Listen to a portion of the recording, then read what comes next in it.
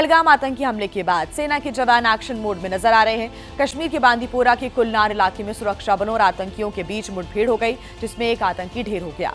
आतंकवादी गतिविधियों में शामिल लोगों का पता लगाने के लिए इलाके की घेराबंदी की जा रही है। सर्च ऑपरेशन चल रहे हैं। शोपियां और पहलगाम में भी सुरक्षा बल घरों की तलाशी ले रहे हैं। सुरक्षा बल के जवान आम लोगों से भी पूछताछ लगातार कर रहे हैं।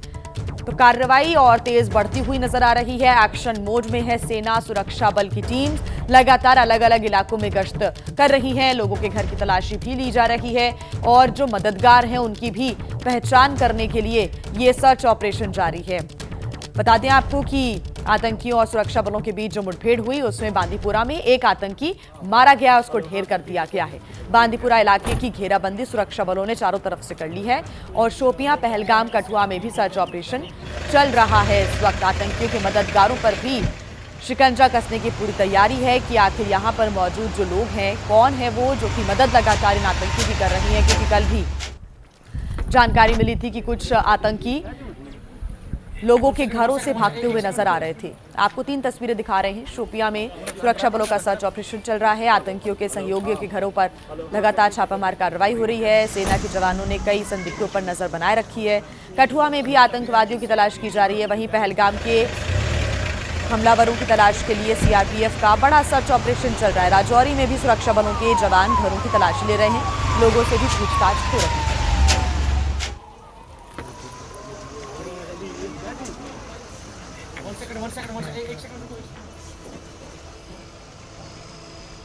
पहलगाम हमले में शामिल आदिल के पिता, 2 सगे और 2 चचेरे भाइयों को पुलिस पहले ही पकड़ चुकी है।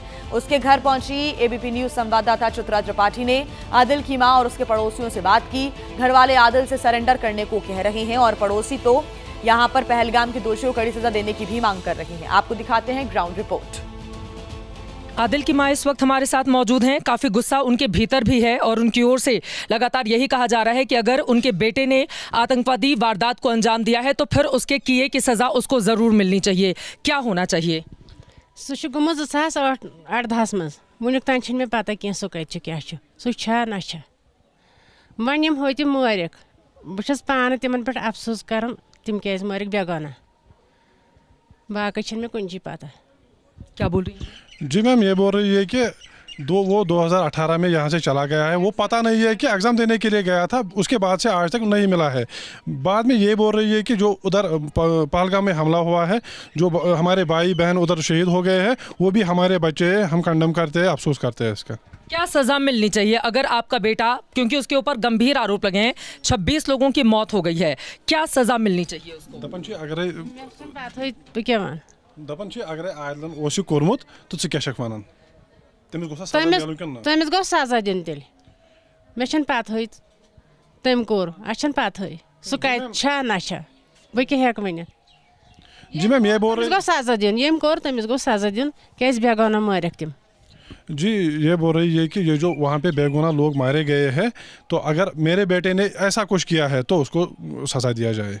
2018 के बाद क्या कभी संपर्क नहीं किया परिवार वालों से? नहीं, आज तक कुछ भी नहीं है। ये खाली यही बोल रही है कि वो 2018 से गायब है। तो इन लोगों ने पुलिस कंप्लेन की, बताया कि वो गायब हो चुका है और वो कहाँ है? नहीं जी मैम, ये पुलिस स्टेशन में गया, FIR भी बाज़ाब्ता लॉन्च हुआ है वहाँ पे, तो आज तक पता ही नहीं चला है कि वो है कहाँ पे।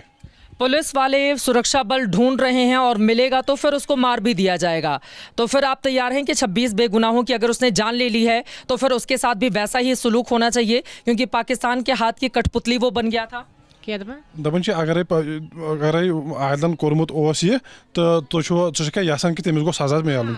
सजा मिल जरूर सजा मिलनी चाहिए। क्या बेगाना क्या मार तम? बेगाना नहीं मारने चाहिए थे, तो वो भी हमारे भाई थे। अगर आदिल ने ऐसा कुछ किया है तो उसको सजा दिया जाए। बिजबेहरा में ये आतंकवादी आदिल का घर है। आप देख पा रहे हैं चारों तरफ से अब जमींदोज हो चुका है, इसमें कुछ भी बचा नहीं है। और यकीनन जिस तरह की परिस्थिति हिंदुस्तान के भीतर कश्मीर की जमीन पर पैदा हुई, उसके बाद चारों तरफ यही सवाल खड़े हो रहे हैं कि हिंदुओं को चुन चुन कर क्यों मारा गया। आपको बताते चले कि आदिल के पिता उसके 2 सगे भाई और 2 उसके चचेरे भाइयों को पहलगाम में जब आतंकवादी हमला हुआ उसके बाद ही उनको हिरासत में लेकर पुलिस प्रशासन जा चुका था और ये उसका घर है जहां पर बीती रात सुरक्षा बल आए और उसके बाद इसको जमींदोज कर दिया गया। आस पड़ोस के जो घर हैं उनको भी नुकसान यहाँ पर पहुंचा हुआ है, आप देख पा रहे हैं। लेकिन दूसरी तरफ की तस्वीरें मनोज आपको दिखाएंगे, इधर आइए। चारों तरफ आप यहाँ पर देखेंगे ये जमींदोज पड़ा हुआ है, बड़ा सा मकान था जिसको तोड़ दिया गया है और यकीनन ये उस आदिल को सबक सिखाने की एक कोशिश, हालांकि अभी वो पुलिस की गिरफ्त से बाहर है। खबर ये मिली है कि 2018 में वो श्रीनगर परीक्षा देने गया था और उसके बाद फिर वो लौट कर नहीं आया और फिर वो आतंकवादी गतिविधियों में इन्वॉल्व हो गया।